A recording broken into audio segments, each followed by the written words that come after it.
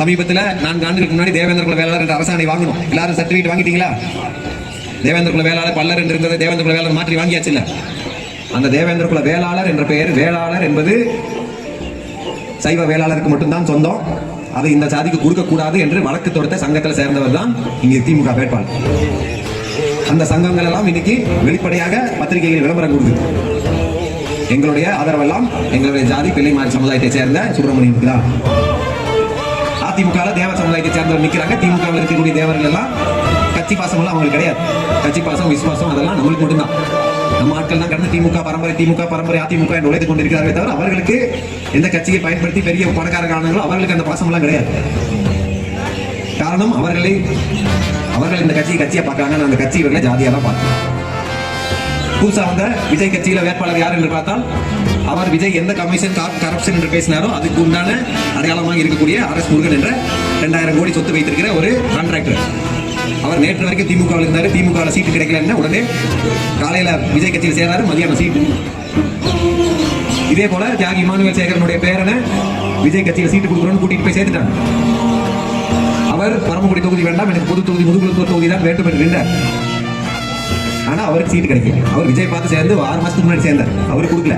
நேற்று கட்சி வந்தார இன்னைக்கு குடிச்சிட்டார். காரணம் அவர் தேவர், அங்க இருக்கிறவரு தேவர். அப்போ இதுதான் யதார்த்தம். இங்க நம்மளுடைய பிரச்சனைகள் தீர வேண்டும், உரிமைகள் எல்லாம் பெற வேண்டும் என்று சொன்னால் நீங்க ஜாதியா திருந்தா மட்டும்தான். நீங்க நாங்கள் வெற்றி பெற்று விட்டால் அந்த பட்டம் வாங்கி தரேன், அது வாங்கி தரேன் எல்லாம் சும்மா பேசிவிட்டு போவது வரல. இங்க நம்ம போட்டியிடுவதை நம்ம மக்களுக்காக செய்வதற்காக தான். நீங்கள் ஒரு முறை சமூகமாக திரண்டு இந்த திருநெல்வேலி தொகுதியில் வெற்றி பெற்று விட்டால் அதுக்கப்புறம் நடக்கிறதெல்லாம் நீங்க தானா பார்ப்பீங்க. உங்களுக்கு இத்தனை ஆண்டு காலம் நீங்கள் பார்க்காததெல்லாம் உங்களை தேடி தேடி வரும். அவர்கள் அச்சப்படுவது ஒரே ஒரு விஷயம் தான், நீங்கள் சமூகமாக சேரக்கூடாது என்பதுதான். இங்க யாரும் படித்து உழைத்து மட்டும் எந்த ஜாதி முன்னேறது கிடையாது. ஒரு காமராஜர் வந்தார், ஒட்டுமொத்த நாடார் சமூகமும் இன்னைக்கு இந்தியாவிலே அதிக பணக்கார ஜாதிகள் பட்டியலில் போயிருச்சு.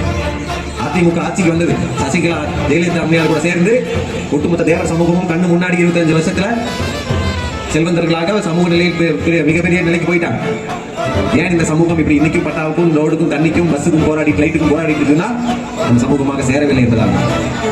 அப்போ இந்த முறை வாக்களிப்பது ஏதோ ஒரு புதிய தமிழ் கட்சிக்கோ ஒரு சாமுக்கோ ஒரு வேட்பாளருக்கோ கிடையாது. அது உங்களுக்கான ஓட்டு, உங்களுடைய மரியாதைக்கான ஓட்டு, உங்களுடைய எதிர்காலத்துக்கான ஓட்டு. இதை சாதாரணமாக நினைத்துவிட்டால் இந்த சமூகம் மிகப்பெரிய அளவு பின்னோக்கி போயிடும். எடப்பாடி பழனிசாமி அவர்கள் பேசி இதை நீங்கள் கேட்டிருப்பீர்கள். கேட்டீங்களா? இந்த சமூகத்திற்கு 30,000 ஓட்டு தான் இருக்கு.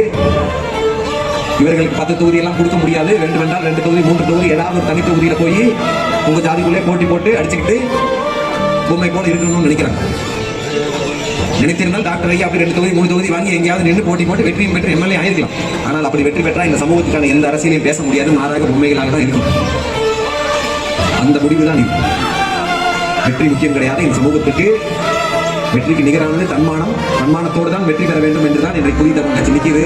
அதனால வாக்களிக்க வேண்டியது உங்களுடைய கடமை என்று சொல்வதற்காக தான் உங்களுக்கு இருக்கக்கூடிய இதெல்லாம் ஒரே சின்னம் தான். என்ன சின்னம்?